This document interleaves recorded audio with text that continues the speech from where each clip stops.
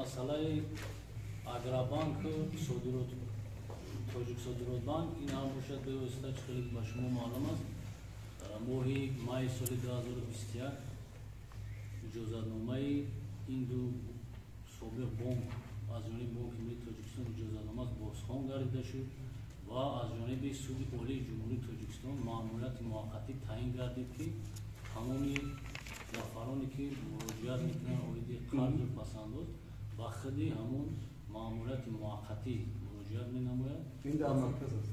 بله بله در همین منطقه خودش 8 عدد فیلیال های صنعت و صادرات بانک فعالیت میکردند.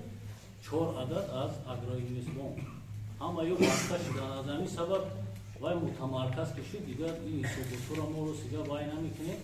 همین خودش سر این موضوع شکایت نبود معلوم شما مراجعت نبود؟ نه این مسئله در شکایت نبود. اصلا اینجا مسئله بانکامات ختم می شود.